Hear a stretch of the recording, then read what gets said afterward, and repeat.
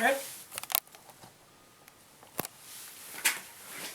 Alright, I don't know if a Euro deserves getting dressed for, but just did Fleet. Second play. And my poor pipe doesn't seem to stay lit, it's clogged. What can I say about it?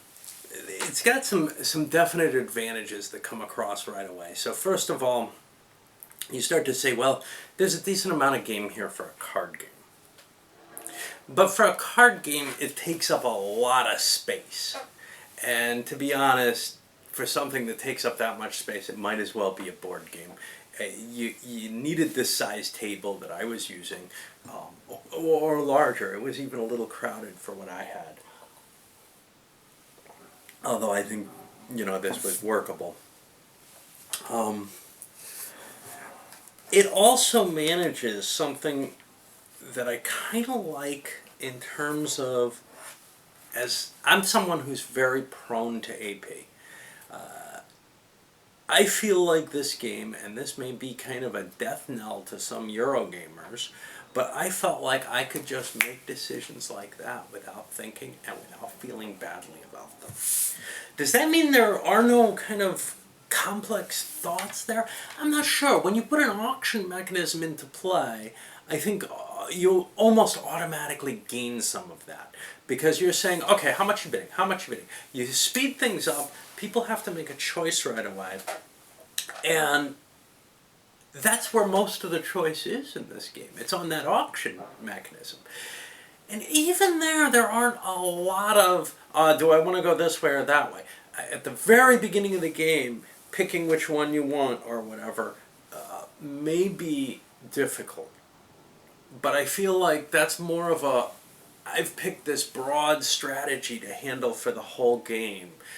This is where I want to start and move off in, rather than something that you can really calculate and say, yeah, I want this because this, I can, follow this trail. At the very end of the game, you have that calculation aspect.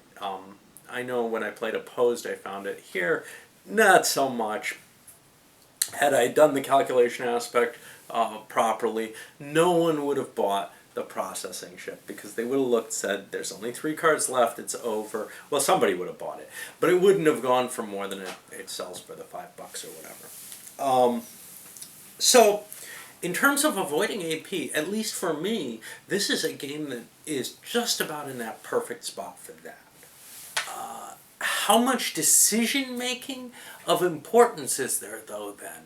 And that's where I kind of have this question towards what other Eurogamers do. Because I have not that I'm exactly a Eurogamer, but I have no real idea that there's a lot of heavy decision making and lifting on this. There's times where you can do some quick calculations, like at the end of the game. But for the most part, it feels almost like I was playing it on automatic the whole time. Now for me, that's good. I still didn't give it a great rating. This isn't my kind of game, frankly. It's not. It didn't manage to cover the thing I was most interested in. And there's one other big ouch for me, which is, and this is again endemic to Euros, the use of the iconography to try to indicate what everything is. Words would work better, but obviously they don't translate well into other languages. Of course, the game only comes with one set of instructions in English, but I'm sure, something like this is easily translated and then available with the rules translated, but you don't want the cards to have text in the wrong language to the extent that it completely, removes your ability to play it if you don't speak that language or read that language. But I have a certain kind of mind that doesn't process these images well and figure them out. It was hell on me for some other games. It's not too terrible with this. This is a game where there aren't a lot of different things being said on the cards, and that's one reason I didn't break into these additional cards from the Kickstarter, because I'm not ready yet. I haven't memorized the ones I got here well enough to be able to just, okay, now there's a few more that I have to think about. But that's where the majority of my thinking was, is what does this card even say? What does it do? Another little aspect that's kind of tough is remembering when to take all the actions. And I'll tell you, the paragon for problems of these types is Race for the Galaxy. If you can handle Race for the Galaxy, this game will be no problem whatsoever. If you have trouble with Race for the Galaxy, this game will, for the same reason that I do at least, this game will be hard the first time or two you play it, but once you're kind of used to it, those pictures become familiar to you. Unfortunately, I don't play games very often, so I play games very often, but I don't play specific games very often. It's very unlikely that I will ever play this enough times, regularly enough, to not face this confusion every time I play. It's not so bad in multiple players, in an opposed game. Playing it solitaire, and obviously it's not meant to be played solitaire. But I do that for these videos more than anything. Playing it solitaire, it kind of becomes worse in terms of having to deal with that aspect.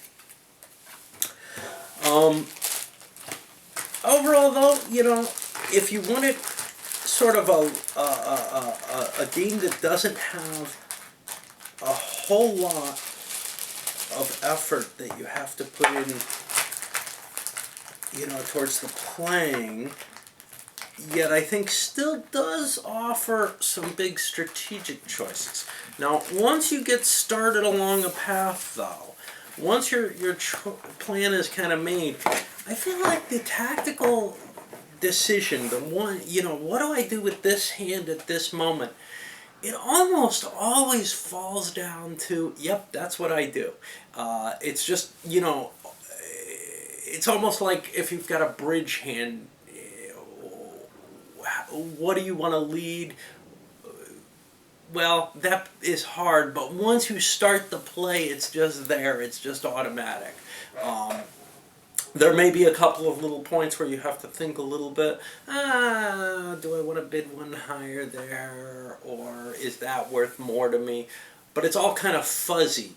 So it's very easy to make the decision because you don't have enough information to really calculate it out at any point. I like that aspect of it. On the other hand, I think that most Eurogamers seem to aim more towards, I can figure out almost precisely how much something's worth to me. And then I want to have a hard decision between, 4 different things. You don't have that in this game. You have a little bit of risk management, a little bit of what's it worth right now, do other people want it, can I get it? When you're actually launching your ships or whatever, your cards pretty much tell you what you want to do. There is the factor, and I'm very bad at this, of perhaps saving cards to buy a bigger card. The problem with that, early in the game so there are games where that happens, say, I'm thinking Rail Baron here, where it's really, really important that if you want one of the big things, you gotta not buy, you gotta hold off. Well, in this game, there's some big things that you can't buy if you don't hold off, but they're worth victory points. And yes, victory points are important, but they don't help your engine. So usually, I don't feel like you want to save. You kind of want to improve your engine by buying all the time. That works well with my feelings. I could imagine that there's times where you need to save up in order to purchase it. And if you're struggling, you may need to save up to purchase something at all. You may just be launching your ships and really need to get some of those licenses. The licenses are important. You can't get away without them. We saw that very clearly. Well, obviously, you can't get away without any, but you can't get away without buying as many as you kind of can. They're worth far more than the ships are in terms of the victory points they produce and everything. Now, there may be a point where licenses are just too expensive compared to what you can put out in points of ships, because if you're able to put ships and captains out, remember your ships grow a victory point each turn they're out there. So there's this kind of balance with that too. But you really do want to have some licenses because they give you the power, they give you the additional cards to be able to put those ships out. If you don't have the cards, it's just not going to happen. So your engine is based on those licenses. Later on, when you start optimizing your points, you might come to the decision that maybe a license isn't your best purchase option. Unlikely though, because usually your launch and captaincy is very limited. Alright, that's pretty much all I can say about this. You know, it's an interesting game. There's no question. It's an interesting design. It gives you a fairly light way, in my opinion, of being able to play something out. But it doesn't have the advantages that some other light games, like a pure card in hand type game or trick taking game or something like that would have, because it has this large tableau and footprint compared to those. It's also not tremendously short. They put it down at 30 to 45 minutes. I think that's probably correct. I think you can't get much shorter than this and have the kind of growth that you have in this game. It took me longer solitaire, I think, in 4 players. I would say it might actually break an hour sometimes. But, you know, it's a nice little filler, I guess, if you maybe get knocked out of a game or something like that and want to try something, and you don't just... So here's one of the things. 2 players. 2-player games, it works pretty well. And that's kind of, I think, where this aims, because there aren't... when you look at, you know, traditional card games, there aren't a lot of 2-player card games that are tremendous fun. And this kind of fills a lighter spot where you're still thinking, but I think it's more fun, at least in my mind, than, say, a game of gin would be. And most of the others, I feel, are just too light on the thinking. Alright, well, I'll send this one up.